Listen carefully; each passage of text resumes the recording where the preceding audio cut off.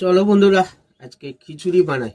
তার জন্য আমি গোবিন্দভোগ চাল নিয়েছি, মুগের ডাল নিয়েছি, এখানে কড়াইশুঁটি নিয়েছি, এখানে গাজর নিয়েছি, টমেটো নিয়েছি, শসা নিয়েছি, শাঁকা আলু নিয়েছি, লঙ্কা নিয়েছি, আদা নিয়েছি, আর এখানে চিনি, গরম মশলা, তেজপাতা, জিরে, লঙ্কা আর পাঁপড় নিয়েছি, পাঁপড় ভাজা আর খিচুড়ি।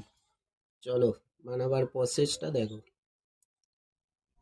তো প্রথমে আমি ডালটাকে ভেজে নেব। দেখতেই পাচ্ছ দেখতেই পাচ্ছ বন্ধুরা, ডাল ভাজা হয়ে গেছে। এবার আমি ডাল আর চাল একসাথে ধুয়ে নেব। তো বন্ধুরা, ডাল চাল আমি ধুয়ে নিয়েছি, এবার সবজিগুলোকে কেটে ধুয়ে নেব।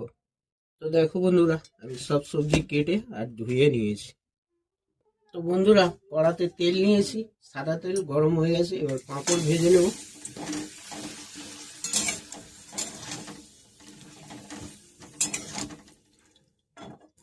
এরকম করে সব কটা পাঁপড় ভেজে নেব।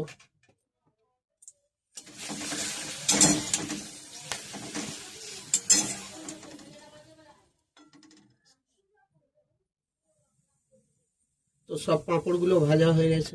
বন্ধুরা, আমি এবার সবজিগুলো ভেজে নেব। গাজর, শাঁকা আলু, শসা, এগুলো সব ভেজে নেব আমি। তো দেখতেই পাচ্ছ বন্ধু, আমার সব সবজিগুলো হালকা ভাজা হয়ে গেছে। আমি এবার তুলে নেব। তো বন্ধুরা, কড়াতে তেল আছে, আমি লঙ্কা, জিরে, গরম মশলা, চিনি, তেজপাতা এটা দিয়ে ভেজে নেব।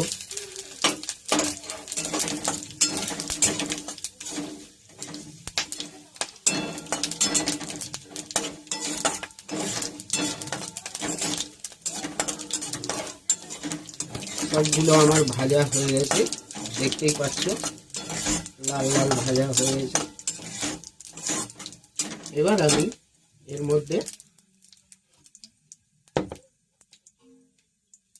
ডাল চালটা দিয়ে দেবো।